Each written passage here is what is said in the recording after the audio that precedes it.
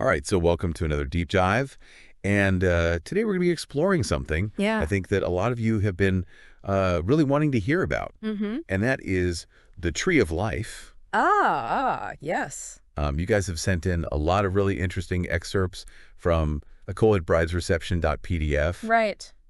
And it looks like we are in for a fascinating Oh, for sure. journey. Definitely. This document sort of frames the tree of life as like a foundational concept Completely. in occult and mystical studies. Yeah. And they're using numbers and planets and even the Hebrew alphabet to connect, like all of these seemingly disparate ideas. And I'm already intrigued. It's a lot. I got to say, like, the sheer density of info is a little daunting. It can definitely feel that way at first. Like, where do we even begin with this? The tree of life is not really a system that you can grasp through just traditional linear logic. Yeah. It's more like a symbolic map of the universe. Okay, a map. Yeah. I can get behind that. It requires a different way of thinking. So what kind of terrain are we mapping here? Okay. Like, what are the key landmarks? So think of it like a mandala, intricate, multi-layered. Okay. The core structure is formed by the 10 Sephiroth. 10 Sephiroth. Yeah. Okay. Often described as spheres or emanations of divine energy. Emanations. Okay, so each Sephira is like a unique expression of that initial divine energy. It's a cascading flow with each Sephira building upon the one before it. I see. The first, Kether, meaning the crown, represents the very source of that energy, pure, unmanifested potential. Gotcha. From there, the energy flows down, becoming more defined and specific with each subsequent Sephira. So it's not just a straight line down, No. but a complex, interconnected system. Correct. And you mentioned that each Sephira has a Hebrew letter, a number, even a planetary or elemental connection. That's right. Wow. Each Sephira embodies a constellation of meanings. Okay. Interwoven like threads in a tapestry. I like that. Yeah. Okay. For example, the second Sephira, Chokmah, meaning wisdom, is linked to the number 2, the Hebrew letter Beth, and the planet Uranus, signifying dynamic creative force. So it's not just random. No. There's a reason for these correspondences. Wow. The tree of life is all about understanding these correspondences and seeing the universe as an integrated whole. Okay. Yeah. Yeah, so it's all about like these connections, and I'm starting to see the depth. Yeah. And speaking of interconnectedness, the document mentions these groupings called triads. Yeah. What role do they play? Okay, so the triads group the Sephiroth into 3 levels of manifestation. So you have the supernal triad. The supernal triad. Which represents the most abstract, transcendent level, the realm of pure ideas. Like the blueprint stage. Think of it as the blueprint stage. Yeah, before manifestation begins. Before manifestation begins. Fascinating. And then what happens? Okay. What happens as we move down the tree? So the next level is the ethical triad, encompassing Chizd, Geburah, and Tifereth. Okay. These Sephiroth embody archetypal forces that shape the universe. Okay. Mercy, strength, and harmony. Okay. They're about the dynamics of creation, the interplay of seemingly opposing forces that ultimately bring balance. Balance. Okay. That feels like a key. It is a key Concept here. And I'm guessing the final triad brings us closer to the physical world. Exactly. The astral triad, comprising Netzach, Hud, and Yesod, deals with the formative forces of the universe. This is where emotions, intuition, and the subconscious come into play. It's the bridge between the archetypal realm and our concrete experience. So it's like not just the external universe, but also our inner world. It's a blueprint. There's like a blueprint for human consciousness as well. For human consciousness as well. Yeah. But the source also mentions 22 paths connecting the Sephiroth. Right. How do they fit into all of this? So if the Sephiroth are the nodes of this cosmic network, the paths are the channels of energy flowing between them. Okay. They facilitate communication and interaction, allowing the energy of each Sephira to influence and be influenced by the others. So it's not just a static structure, Right. but a dynamic system with energy constantly flowing. Precisely. And interacting. Each path also carries its own unique meaning and associated with a specific Hebrew letter and a tarot card. Wow. Adding further layers of symbolism. Okay. It's like a complex circuit board. Ooh, I like that. Transmitting information and energy throughout the entire system. That's a great analogy. Yeah. And our source actually describes the Hebrew alphabet as a key to unlocking absolutely. the Tree of Life's mysteries. Yeah. Highlighting its numerical and symbolic That's true. significance. The Hebrew alphabet isn't just a way to write words. Right. It's a system of symbols, each letter representing a specific energy or concept. So by understanding this, we can begin to decode the hidden meanings within the Tree of Life. Yes. And see how its principles operate in our own life. Exactly. So the Tree of Life isn't just about abstract cosmology. No. It has practical applications. The source material specifically discusses the concept of meslo. Meslo. Which refers to the flow of influence between the Sephiroth. Yeah. By understanding your position on the tree, you can gain insights into the specific energies and challenges you might be facing. That's fascinating. Yeah. It suggests that the Tree of Life can be a tool for self-awareness and personal growth. Yeah. But how does this system actually explain the creation of the universe? That's where things get really interesting. Okay. The document describes this primordial state of pure, undifferentiated light called the Ein Sophar. Ein Sophar. But for anything to exist, for separation and distinction to occur, there needs to be a contraction, a withdrawal of this infinite light. So the universe is born from you could put kind of like a cosmic exhale. Exactly. A self-imposed limitation to allow for creation. It's called Tzimtzum Tzimtzum in Hebrew. And it's a pivotal concept in understanding the Tree of Life's creation narrative.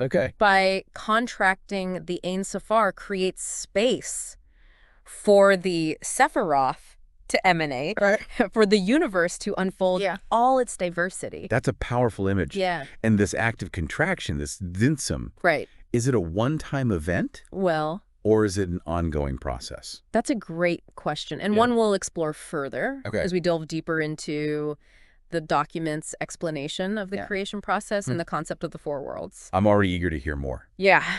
Let's dive into that right after. This idea of the universe arising from a self-imposed, limitation, it's so thought-provoking. It really is. It makes me wonder about, the nature of boundaries. And how those might actually be catalysts for creativity and growth. Yeah. But before we get too philosophical, you mentioned the four worlds. Yes. How do they fit into this creation good question? Okay, so the four worlds are essentially 4 levels of reality. Yeah. Each one expressing the divine energy in a progressively denser form. Okay. Imagine them as filters. Okay. Through which the light of the Ein Sophar shines. Okay. Creating the multifaceted reality we experience. So it's not like separate physical realms. Not like other different levels of manifestation. Levels of manifestation. Each with its own unique qualities. Precisely. The highest world. Atziluth, the world of emanation, is the realm of pure archetypes. The unmanifested blueprints of creation. It corresponds to Keter, the crown, that initial burst of divine energy. So it's like the seed of the universe. You could say that. Containing all possibilities. But not yet formed into anything specific. Yeah, not yet formed. A perfect analogy. Then we have Braya. The world of creation. Where those archetypes take on more defined forms. Interesting. This is the realm of pure ideas and concepts associated with chokmah, wisdom, and bina, understanding. So if Atziluth is the seed, Braya is the first sprout. You got it. The initial shaping of those potential forms. Exactly. Think of it like an architect's vision becoming a blueprint. Yeah, I like that. Then comes Yetzirah. Yetzirah. The world of formation where the things become even more concrete, infused with emotion and dynamism. So this is where the archetypes start to interact and take on more. This is where they start to interact. Yeah, and take on more complex forms. Yeah. It's the realm of angels. Of archetypal forces in constant interplay, shaping and molding reality. Wow. According to the blueprint laid out in Braya. So Yetzirah is formation. Yes. And then finally we have Asaya. Asaya. The world of action, the physical world we experience with your senses. Precisely. Asaya corresponds to Malkuth. Malkuth. The kingdom, the culmination of the creative process. So it's like all of those divine emanations filtered through those higher worlds as the tangible material reality we know. It's where they manifest. Okay. As the material reality that we know. It's mind-boggling to think that each of these worlds, right? From the most ethereal pretty wild. to the most concrete, contains a complete tree of life. Complete tree of life within it. It's crazy. It's like a fractal path. That's a great observation. Repeating itself on every level of existence. The source material emphasizes that each world is a reflection of the whole containing all 10 Sephiroth and their interconnecting paths. It's a reminder that the same principles and forces are at work on every level of reality. And on every level of reality. Okay, so how do we, good question, as humans, fit into this model of the four worlds? Obviously, we're not pure archetypes dwelling in Absoluth. But we're not just physical bodies either. No, we're not. We're somewhere in between. We're somewhere in between. That's where the concept of the microcosm and macrocosm comes in. Just as the universe exists on these multiple levels, so do we. Our physical bodies reside in Asaya. But our emotions and desires are rooted in Yetzirah. Our thoughts and intellect in Braya. And our deepest essence. Our spark of divinity connects us to Absoluth. So we're like multi-dimensional beings. And we're like multi-dimensional beings experiencing reality through these different filters. Wow. And understanding this can be incredibly empowering.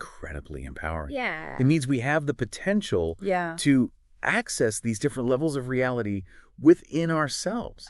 To connect with our higher selves. And even influence the flow of energy through our own personal tree of life. This brings us back to the concept of Maslow you mentioned earlier. If we understand our position on the tree, can we consciously work with these energies? Is it possible to consciously work our lives? That's the idea behind many mystical and spiritual practices. By studying the tree of life, meditating on its symbolism, and consciously aligning ourselves with its principles, we can potentially harmonize the different aspects of our being and navigate life's challenges with greater awareness and purpose.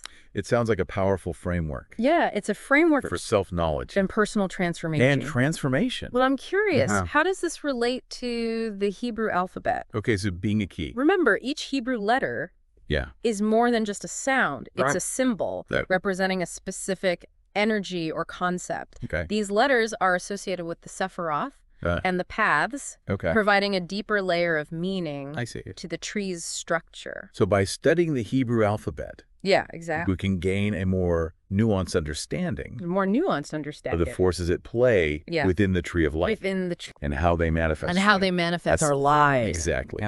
Think of it like learning a new language that allows you to communicate with the deeper levels of reality. Oh, wow. The source material even suggests that meditating on specific Hebrew letters can help awaken certain qualities within ourselves and connect us to the corresponding Sephiroth. That's fascinating. It is. It adds a whole new dimension. It's really interesting. To the idea of language as a creative force. For sure. But I'm still wondering about like the practical implications of this system. Does understanding the tree of life allow us to... Does it allow us to like predict the future? Predict the future, or while the Tree of Life is a powerful tool for understanding the universe and ourselves, it's not about fortune-telling or manipulation. It's more about aligning ourselves with the natural flow of energy and using that awareness to navigate our lives with greater wisdom and clarity. So it's not about controlling the universe, but rather understanding its principles and working in harmony. Working in harmony with them. Gotcha. The source material emphasizes that true power comes from aligning ourselves with the divine will, not from trying to impose our own limited perspective on reality. Yeah. That makes sense.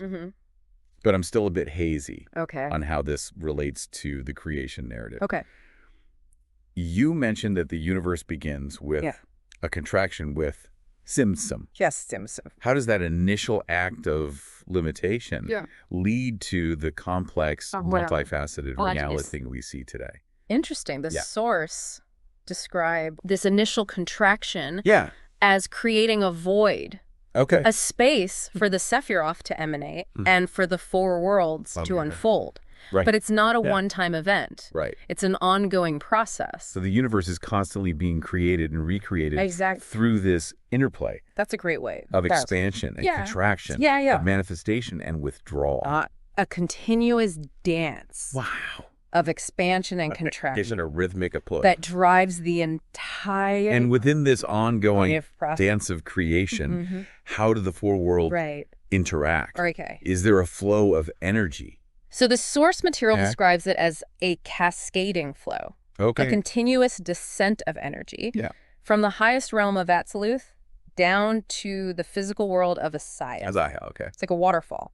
With each world acting as a step, shaping and refining the divine energy as it flows through. So each world receives the emanations from the one above it, adding its own unique qualities to the mix. Atziluth provides the blueprint. Atziluth blueprint. Braya gives it form. Atziluth infuses it with emotion and dynamism. Emotion and dynamism. And Asaya brings it. Bringing it into concrete manifestation. And it's not a one-way street. There's also a reciprocal flow, an ascent of energy from Asaya back up through the worlds, returning to the source. So it's a continuous loop. A feedback system. That connects all levels of reality. Wow. Our actions in the physical world, our thoughts, our emotions, they all send ripples back up. So the worlds influencing the overall flow of energy. This is where the idea of free will comes in. Oh, interesting. We have the power to choose how we participate in this dance. Whether we act in harmony with the divine will or create resistance and discord. That's a powerful concept. It suggests that our choices have implications not just for ourselves, but for the universe. As a whole. The source material emphasizes that we're not just passive observers in this cosmic drama, but active participants. We are active participants. Our choices, our intentions, our actions all contribute to the ongoing unfolding of creation. This entire framework is so complex. It is complex. But it's also incredibly inspiring. It invites us to see ourselves as more than just physical beings. But as multifaceted expressions. What's that? The expressions of the divine. Connected to the universe in ways we're only... beginning to understand. Wow. That's the beauty of the Tree of Life. It's a system that can be studied and contemplated for a lifetime. Always revealing new depths and insights. I can already feel that. But even a basic understanding of its principles can offer a profound shift in perspective. A way of seeing the interconnectedness of everything. The interconnectedness. It's like seeing the world through a new lens. That's the magic of the Tree of Life. It invites us to see beyond the surface. To recognize the underlying patterns and principles that connect us all. You've given us a lot to ponder already. And I'm eager to hear more about how this system unfolds. All right. But perhaps we should tool. It's amazing to consider this intricate system I know, it's a lot. With all of its layers. It is. And symbolism. Yeah. Reflected not just in the vastness of the cosmos, right. but also within each of us. Exactly. It's a powerful reminder that we're not separate from the universe. Not at all. But rather like microcosms of its grand design. We are all microcosms. Yeah, but before we get lost in the philosophical implications, I'm still curious about how this creation narrative actually unfolds. How does it actually unfold? You mentioned that Simpson, this initial contraction, is an ongoing... Right, it's not a one-time thing. How does that play out as the universe evolves? So it's not so much a linear progression as a continuous dance of expansion and contraction. Okay. A rhythmic pulse that drives the entire creative process. Okay. Think of the Big Bang, that initial explosion of energy. Yeah. It's a powerful example of expansion. Right. A bursting forth of potential from that initial point of contraction. So Simpson isn't a one-time event. No. But a fundamental principle. It's a fundamental principle. Woven into the fabric of reality. Woven into the fabric of reality. Wow. We see it in the cycles of nature, the birth and death of stars, the ebb and flow of energy in our own lives. That's a beautiful way to put it. Yeah. It's everywhere. It is. And within this ongoing dance of creation, how do the four worlds... So how do they interact? Is there like a flow of energy between them? The source material describes it as a cascading flow. A continuous descent of energy from the highest realm of Atziluth down to the physical world of Asaya. It's like a waterfall. It's waterfall. With each world acting as a step. Shaping and refining the divine energy as it flows through. So each world receives the emanations from the one above it. Precisely. Adding its own unique qualities to the mix. Atziluth provides the blueprint. Atziluth blueprint. Braya gives it form. Form. Yetzirah infuses it with emotion and dynamism. Emotion and dynamism. And Asaya brings it into concrete manifestation. Asaya bringing it into concrete manifestation. And it's not a one-way street. There's also a reciprocal flow. And a scent of energy from Asaya back up. Through the worlds occurring to the source. So it's like this continuous loop of feedback. Exactly, a feedback system. That connects... It connects all levels. All levels of reality. Our actions in the physical world, our thoughts, our emotions, they all send ripples back up through the worlds, influencing the overall flow of energy. This is where the idea of free will comes in. Oh, that's interesting. We have the power to choose how we participate in this dance. Whether we act in harmony with the divine will or create resistance and discord. That's a powerful concept. It's powerful because it suggests that our choices have implications, not just for ourselves, but for the universe as a whole. The source material emphasizes that we're not just passive observers in this cosmic drama, but active participants. We're actually... Our choices, our intentions, our actions all contribute to the ongoing unfolding of creation. This entire framework it's a lot. Is incredibly complex, but it's also incredibly inspiring. But it's inspiring. It invites us to see ourselves as... More than just physical beings. But as multifaceted expressions. With defined. Connected to the universe in ways we're only beginning... Connected to the universe in ways we're only beginning to understand. That's the beauty of the Tree of Life. It's a system that can be studied and contemplated for a lifetime. Always revealing new depth. I can already feel that. And insights. But even a basic understanding of its principles can offer a profound shift. In perspective. A way of seeing.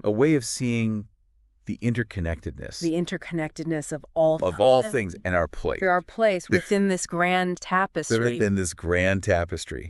You've given us a lot to chew on today. There's a lot. I know I'll be pondering these ideas for a long time to come. For a long time. And I suspect our listeners will be too. Oh, yeah, they will. As we sort of wrap up our deep dive into the Tree of Life, is there any final thought or piece of advice you'd like to leave our listeners with? I would encourage everyone to explore this system further, to delve into the symbolism, the correspondences, the different interpretations. There are countless books, Yep. websites, and Right. teachers who can guide you on this journey. Absolutely. But most importantly, approach the Tree of Life. Okay. Not just as an intellectual exercise, but as a tool for self-discovery. Discovery. Spiritual growth. Spiritual growth. Meditate on its symbols, contemplate its principles, and see how they resonate within your own experience. That's wonderful advice. Yeah. I'd also add that exploring other spiritual and philosophical traditions for sure. can be incredibly enriching. Absolutely. The Tree of Life is like this universal archetype. It is. And its principles can be found reflected in so many different cultures. Yeah, in many different cultures. And belief systems. Absolutely. And perhaps the most profound takeaway from all of this is the recognition that within each of us lies the potential for infinite growth. Well, and transformation. And transformation. We are, in a sense. We're our own trees of life. Our own trees of life. Constantly evolving and unfolding. Constantly evolving and unfolding. As we navigate the intricate dance of existence. That's a beautiful and empowering image to end on. It is. Thank you for joining us on this incredible journey through the Tree of Life. My pleasure. Until next time. Yeah. Keep exploring. Keep questioning and keep diving deep.